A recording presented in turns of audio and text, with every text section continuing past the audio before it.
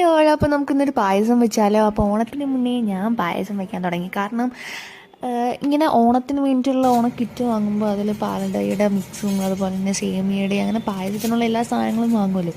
അപ്പോൾ ഇങ്ങനെ നോക്കിയപ്പോൾ ഞാൻ വേഗം വാർഡ്രോബ് തുറന്ന് നോക്കിയപ്പോഴത്തേക്കും പാലട പായസവും സേമിയ പായസത്തിനെയും മിക്സ് ഇരിക്കും. അപ്പം ഞാൻ പെട്ടെന്ന് പായസം കുടിക്കാൻ തോന്നി.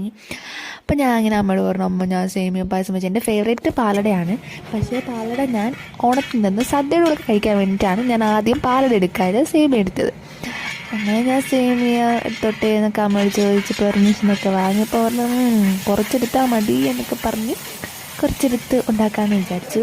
അങ്ങനെ ഞാൻ ഉണ്ടാക്കിയാണ്. നൈസ് ടേസ്റ്റായിരുന്നു. ആദ്യം നമ്മൾ ഈ ഉരുളി എടുക്കുക, അതിലേക്ക് നെയ്യ് ഒഴിക്കുക. ചൂടായി വരുമ്പോൾ നമുക്കതിലേക്ക് നമ്മളിങ്ങനെ വേർമിസെല്ലി ഉണ്ടല്ലോ അതെടുത്തിട്ട് ആ ഷേപ്പിൽ പൊടിച്ച് നിങ്ങൾക്ക് കിട്ടും. കൂടുതലായിട്ട് വേണമെങ്കിൽ അങ്ങനെ എടുക്കാം, ചെറുതായിട്ട് മതിയെങ്കിൽ അങ്ങനെ എടുത്താൽ നമ്മുടെ ഇഷ്ടത്തിനനുസരിച്ച് നമ്മളത് മുറിച്ചിട്ട് നന്നായിട്ട് ഫ്രൈ ചെയ്തെടുക്കും. മീൻസ് കുറേ കരിഞ്ഞു പോകരുത്. ആ ഒരു ബ്രൗൺ ഷെയ്ഡ് അല്ലെങ്കിൽ ഗോൾഡൻ യെല്ലോ ഷെയ്ഡ് ഒക്കെ വരുമ്പോൾ എന്നിട്ട് അതെടുത്ത് മാറ്റി വയ്ക്കുക. അന്ന് അതേ പാത്രത്തിലേക്ക് തന്നെ വീണ്ടും കുറച്ചും കൂടെ നെയ്യ് ഒഴിച്ചിട്ട് നമുക്ക് കാരമലൈസ് ചെയ്യാം. എനിക്ക് കാരമലൈസ്ഡ് പായസമാണ് കേട്ടോ ഭയങ്കര ഇഷ്ടം.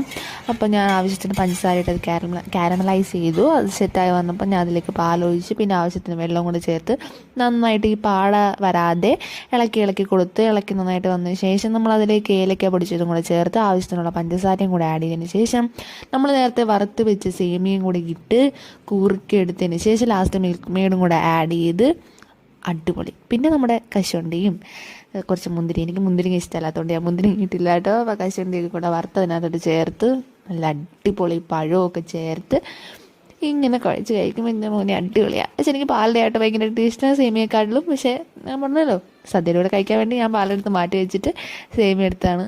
അപ്പം നൈസ് ടേസ്റ്റ് ആയിരുന്നു ആൻഡ് അടിപൊളി. അപ്പം അത്രയേ ഉള്ളൂ.